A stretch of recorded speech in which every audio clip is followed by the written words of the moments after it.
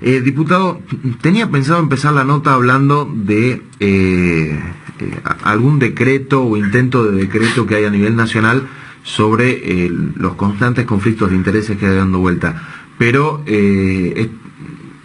después empiezo a ver de que este gobierno está gobernando prácticamente por decreto, y eso es quizás un tanto más preocupante que un decreto sobre alguna cuestión particular. ¿Ustedes en el Congreso están notando más o menos lo mismo? Sí, obviamente que hay un cambio bastante, creo yo, notable en cuanto a la actitud respecto al año pasado. Y tiene que ver con esta manera de pensar, creo que se hace cada vez más frecuente en el gobierno, de tratar de esquivar en cierta manera en temas conflictivos el debate en el Congreso.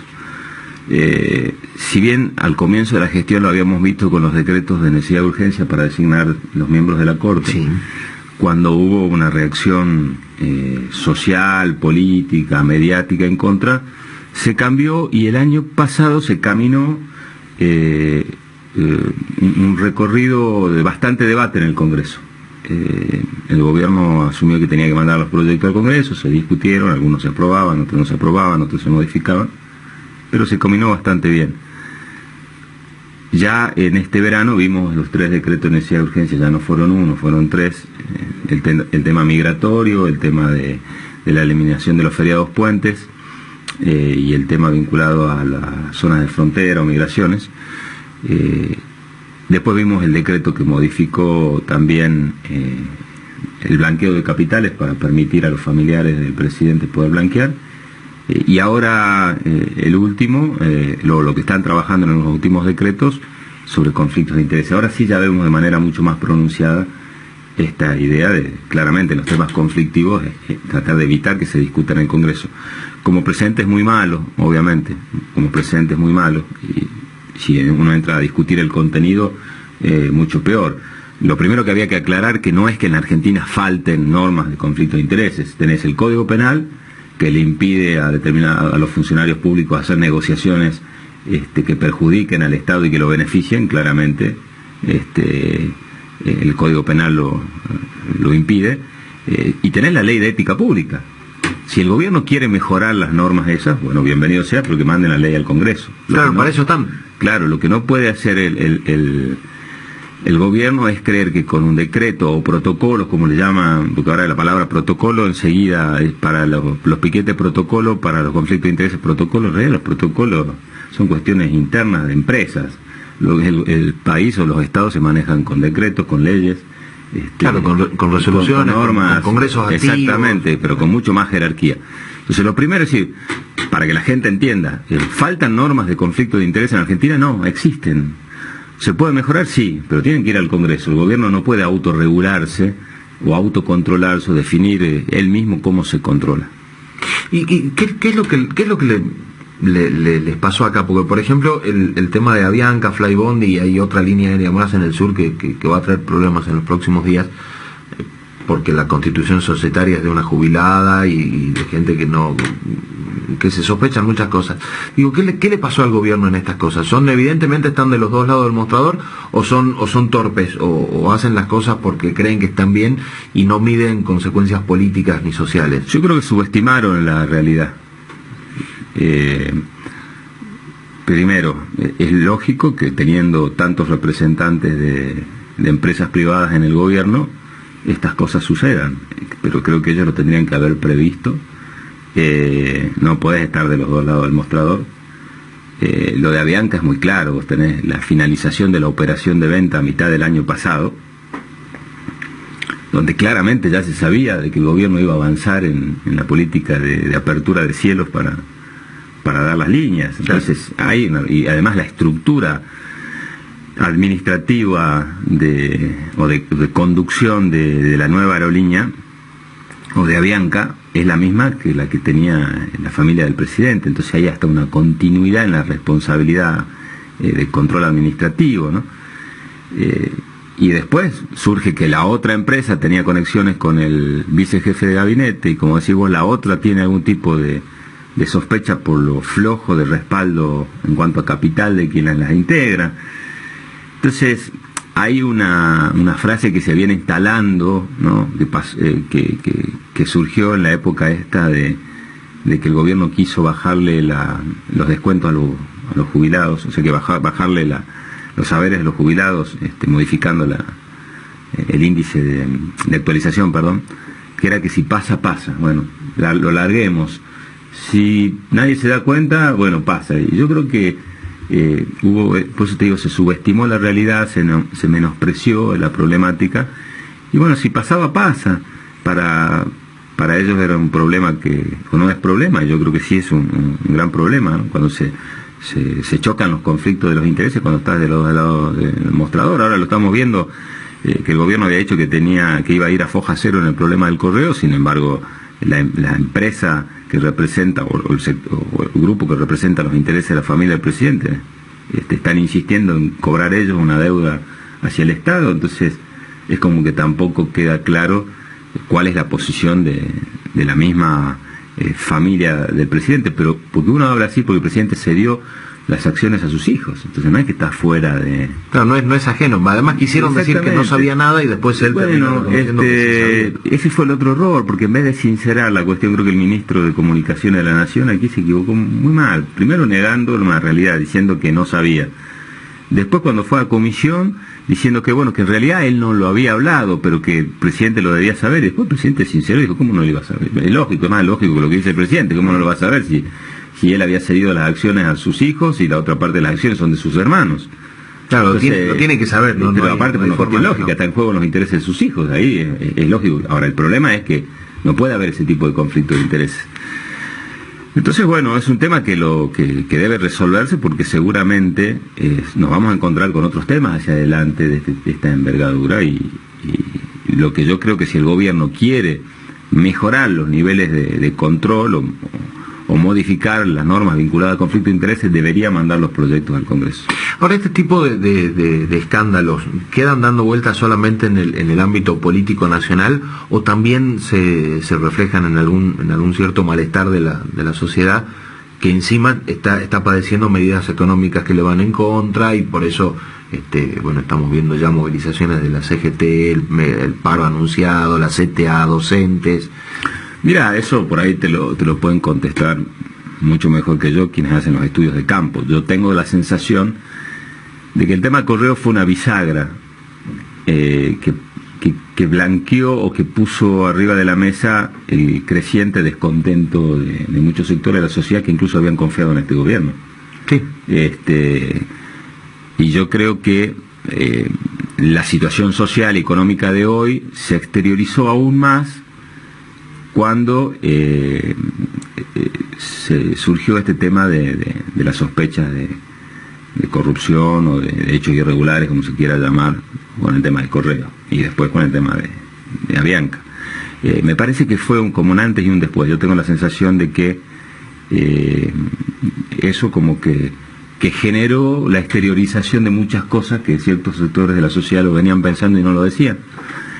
Sí creo que eso también corrió cierta buen trato mediático que tenía el gobierno con determinados sectores que, bueno, dijeron hasta acá llegamos en esa tolerancia, y empezaron a plantear las cosas un poco mucho más fuerte, más profundo. Es verdad que a nivel nacional hay muchos medios de comunicación que iban soportando o tolerando con buenos modales algunas cosas que pasaban en la Argentina. Y el tema como que el tema correo, luego Avianca, al no poder, digamos, tapar esa realidad, generaron, se corrió el velo de cierta protección, ¿no? Así que yo creo que fue un antes y un después estos temas. Lo que no quiere decir que en la Argentina no estaba pasando nada. En la Argentina sí creo que estaba pasando y va a pasar si no se cambian las políticas macroeconómicas. Situaciones muy difíciles, fundamentalmente para los trabajadores, para los sectores más vulnerables. La cosa en la Argentina no está bien. Yo no entiendo del éxito. Muchos hablan de porcentajes o de análisis macroeconómicos, y yo no entiendo un plan de gobierno que sea bueno si la gente la pasa mal. Yo me parece que tengo un análisis mucho más básico y sencillo, ¿no? Los planes de gobierno no pueden medirse solamente a largo plazo o sobre las expectativas de determinados sectores de poder. los planes de gobierno tienen metas a largo plazo, a mediano y a corto. Normalmente las metas a corto plazo son las que impactan en los sectores más vulnerables, en los que menos tienen. Y esas son muy importantes, porque vos no le podés pedir por ahí a los sectores que tienen mayor nivel de dificultad que te aguanten con la espalda, que ahora van a hacer plata los que más tienen, porque a ellos les va a tocar un poco después. No, es al revés. Claro, volvemos a la teoría del derrame, ¿no? De la copa. Exactamente, bueno, esa es la famosa teoría del derrama, llevada a una explicación mucho más por ahí concreta, y decir, bueno, vos que estás jodido, haz el esfuerzo ahora, porque ahora van a acumular los que más tienen, y después te toca a vos. Esa es la teoría del derrame, y no, es al revés, es decir, bueno, los que están más complicados son los que tienen que tener la ayuda del Estado para aguantar la reactivación. El que tiene que esperar es el que ya acumuló durante mucho tiempo. Acá en la Argentina hay gente que hizo mucha plata durante los años de la famosa herencia y que ahora, en vez de hacer el esfuerzo, es como que bueno, que lo acumulado está acumulado, ¿no? Y te la dicen que la pasan mal ahora, y esos sectores hicieron mucha plata. Entonces creo que es tiempo de que el esfuerzo no lo haga el que menos tiene. O sea, que el Estado tiene que estar acompañando. Vos no podés. Te doy un ejemplo muy cortito. Vos vas a comprar un electrodoméstico hoy, y si tenés plata para comprar al contado, tenés una ventaja. Claro, te sale. Ahora, los sectores que por ahí no tienen la plata hoy, por la caída del salario y demás, para comprar al contado y necesitan financiarse con tarjeta, o no lo pueden comprar porque se hace más caro, o termina jorobándose porque tiene que pagar intereses que no paga y que tiene más plata porque lo paga el contado. Entonces, se están dando criterios de injusticia en lo cotidiano y que tienen que ver con esto.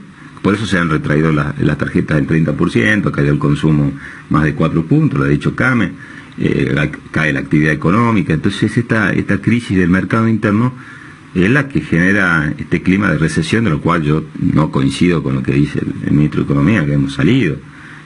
Aparte, a ver, si vos vas a comparar la actividad económica de este año con lo del año pasado, que ha sido 40% de inflación, caída del PBI, o sea, el mercado destruido, obviamente te va a dar un poco mejor, pero te estás comparando con lo peor.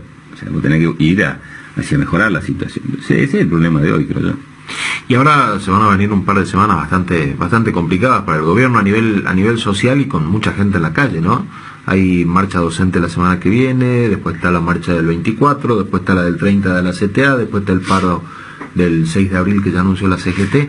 ¿Cómo se ve esto desde la dirigencia política, desde la clase política? ¿Cómo se lo nota? Yo tengo una posición muy clara sobre esto. Yo creo que quedarse en discutir la incomodidad del paro, de la movilización o de los piquetes, es no ver la realidad del problema. Yo quiero discutir el fondo, el por qué se llega a eso. Porque si no nos quedamos en discutir si el paro es bueno o malo, si el piquete molesta o no molesta, y obviamente los piquetes molestan al común de la gente, porque las movilizaciones cada vez son más frecuentes. Los paros, nadie puede pensar que un paro se hace con la expectativa de modificar una realidad, porque está comprobado que los gobiernos se encierran más cuando hay paro. Los paros son una medida de protesta que está establecida, que tienen por ley cualquier sector. La discusión sobre si del paro sale algo bueno o malo es otra, y claramente es muy ingenuo pensar que un gobierno va a cambiar por un paro. La verdad que lamentablemente en todo nivel de discusión esa situación no se da, porque normalmente hay un enojo, los gobiernos se enojan con el que protesta, pero lo que no hay que discutir es la incomodidad de esas medidas. Lo que hay que discutir es por qué se llega a esas medidas. Y la verdad que el trabajo está afectado, el salario está afectado, los sectores cada vez lo más complicado, lo más vulnerables cada vez la están pasando peor. Entonces, y eso no sale en los análisis macroeconómicos, eso vos lo hablás. Si caminas a la calle, hablas con la gente, vas al supermercado, vas a los almacenes de cada uno de los barrios, salís a la calle y hablas con la gente, te vas a dar cuenta. Ahora, si vos vivís encerrado en una burbuja, claramente no te vas a dar cuenta. Entonces, si sabés cómo van evolucionando los precios, si sabés que hoy están discutiendo la Asociación de Panaderos a cuánto van a llevar el aumento del pan, si vos ves que ha caído el consumo lácteo el 25%, Sancor está en problemas.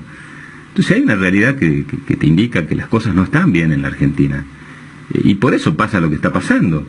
Entonces no hay que, creo, enojarse tanto desde lo político. Obviamente que la gente que vive lo cotidiano, vos vas a Buenos Aires y obviamente es una locura, cantidad de cortes, no puede la gente se circular, enoja, la gente alguna se enoja con el gobierno, otros se enojan con los que cortan, pero el problema no se resuelve enojándose con el que protesta, el problema se resuelve sentándonos en una mesa. Lo que hay que recuperar en la Argentina, creo que el gobierno tiene que aportar, es niveles de diálogo. El gobierno que se jacta de ser un gobierno que dialoga, no debe dialogar para la foto nada más, debe dialogar para resolver los problemas. Mucho de las protestas que se dan se resolverían si el gobierno tendría articuladores políticos en la gestión, que hoy no los tiene. Uno de los problemas que tiene el gobierno es que no tiene quien articule políticamente o dialogue con los sectores en conflicto. No son problemas que no se puedan resolver. Y ahí creo que está el problema. Yo veo que hoy es como vos, se la pretende dividir a la sociedad y decir, bueno, los que están a favor del paro por un lado, los que están en contra del paro. Claro. El tema no es así, el problema no es si estás a favor o en contra del paro, el problema es qué es lo que está pasando para que cada vez haya más movilizaciones, para que vuelvan los cortes, para que vuelvan los grados de conflictividad, para que salgan los paros. Sí, una gobernadora diciendo, digan si son kirchneristas o no, digo... Y bueno, ese es otro tema. Vos fíjate lo que pasa, y está bueno que me lo hayas preguntado, porque yo esto se lo voy a plantear el miércoles que viene al jefe de gabinete, su informe en el Congreso. Cuando sale la discusión docente, dice, bueno, las provincias que se hagan cargo, las provincias tienen que negociar, las provincias entran a negociar con sus docentes, algunas arreglan, otras no, otra mitad, pero bueno, se sale, se va y se arman las mesas de paritarias en cada provincia, como se hizo aquí en Salta. Sí. Ahora, la provincia de Buenos Aires no arregla, y el ministro de Economía de la provincia de Buenos Aires, Hernán Lacunza, el viernes pasado, anuncia que la provincia de Buenos Aires mejora la oferta en un punto, que yo le pregunté al jefe de gabinete de Salta cuánto era un punto, me dijo alrededor de 2.000 millones de pesos, con ayuda de la Nación. Entonces yo voy a decir, la Nación le suelta la mano a todas las provincias, pero a la provincia de Buenos Aires, como sigue en conflicto, le da una ayuda extra. Entonces, eso no puede suceder. Eso, tenemos que llamar al conflicto. El otro día hace una conferencia de prensa el gobernador de la provincia de Salta y el jefe de gabinete, y dice que con esfuerzo se había logrado el acuerdo, que la están desfinanciando a la provincia, quitándole el 25% del fondo compensador, que son 230 millones de pesos, y le congelan el fondo de incentivo docente, y a la provincia de Buenos Aires le dan un punto de ayuda para que mejore la oferta. Todavía se la rechazan, con lo cual le van a tener que dar más. Entonces, esta cuestión es complicada desde las señales de la política, desde la administración y desde los intereses de el diálogo de la Argentina. Y el federalismo tampoco. Y los privilegios tampoco. Entonces, esta señal, ¿no?, de que manejo, tanto que se criticaba, una de las cuestiones que vino a cambiar este gobierno es que decían que la gestión anterior domaba con la chequera a las provincias y qué sé yo. Lo que está haciendo este gobierno en cuanto a dar privilegio a uno sobre otro no sería nada distinto. Claro, están haciendo lo que criticaban. Entonces, bueno, son muchas cosas que empiezan a pasar y que están generando esta situación.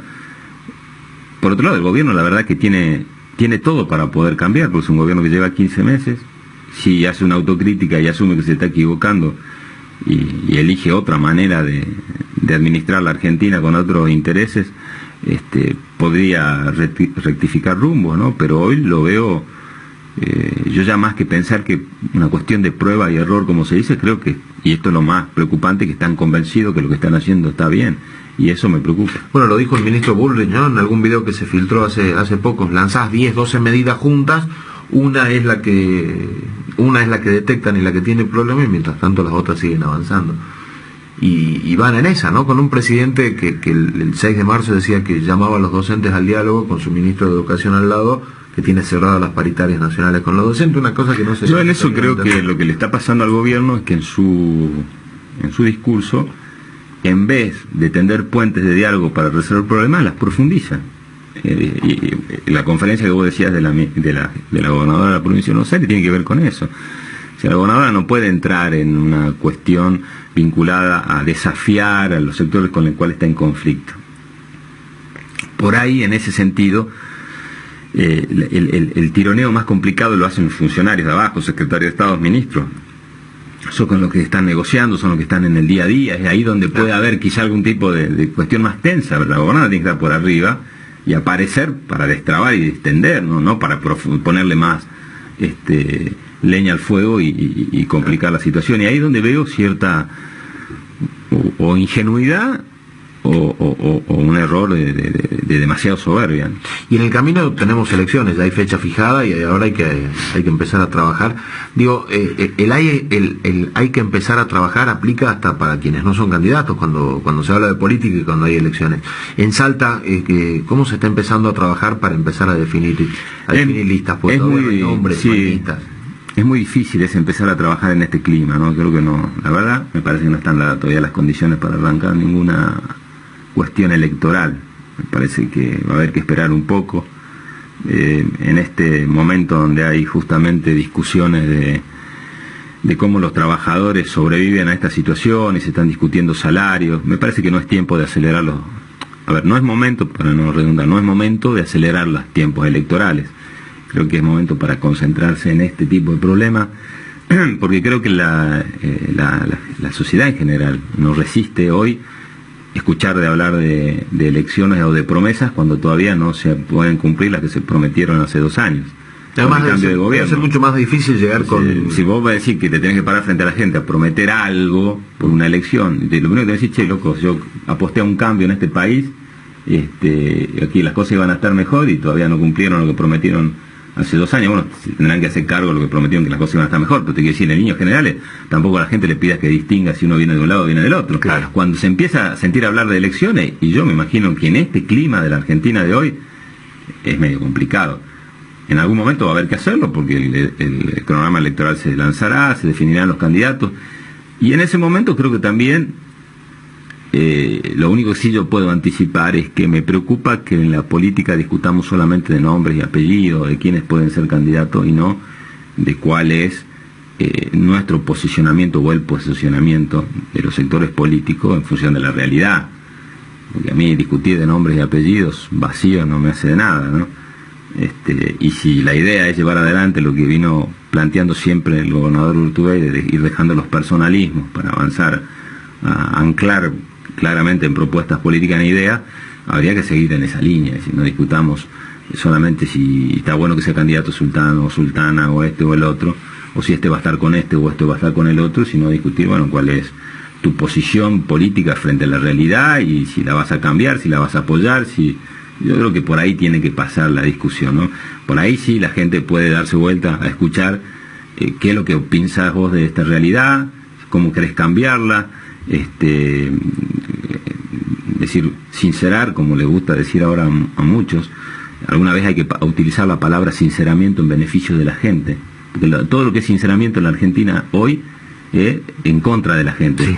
Entonces, para no decir que van a jorobar a la gente, utilizan la palabra sinceramiento. Entonces, yo digo, un sinceramiento que vaya a favor de los trabajadores, son todos en contra. Entonces, para utilizar la palabra sinceramiento a favor de la gente, sinceremos las posiciones políticas frente a las realidades y digamos si estamos de acuerdo, si estamos en contra, si las vamos a modificar.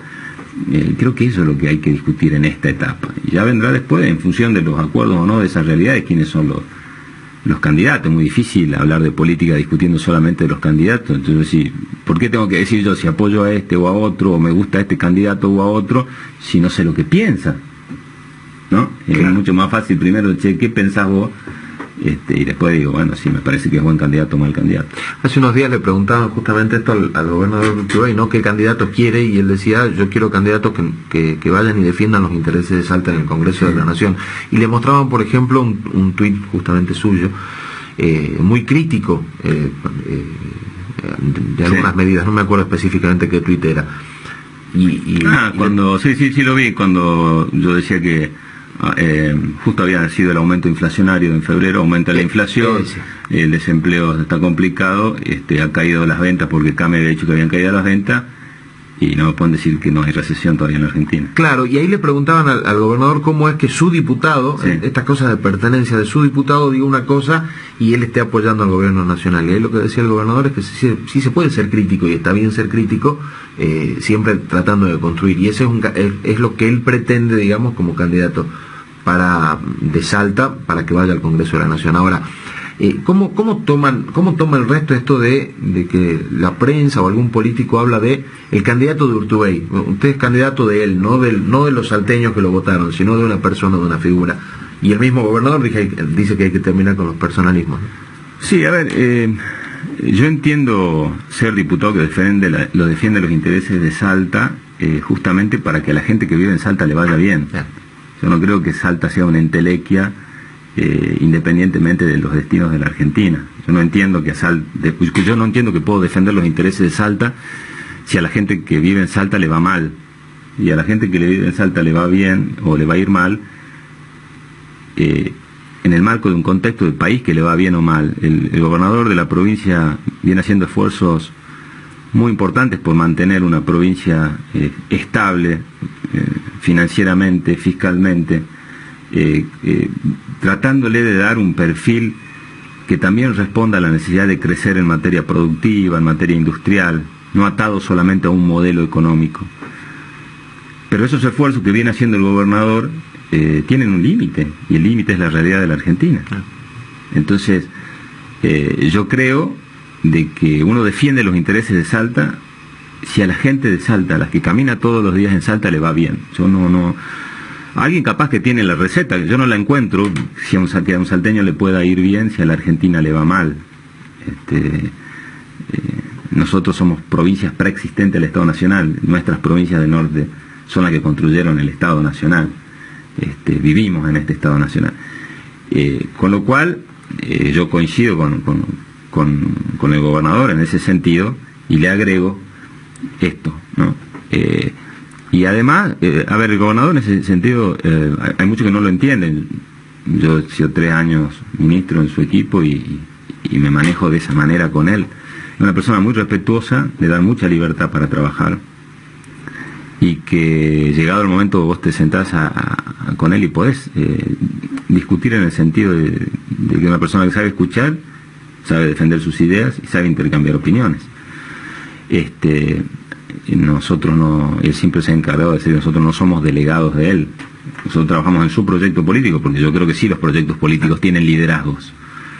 Que ojo, los liderazgos son muy distintos a las jefaturas. Hay algunos que creen que los liderazgos son jefaturas. Los liderazgos no son jefaturas. Los liderazgos, cuando uno lidera un proceso político, es porque lo hace a través de la convicción.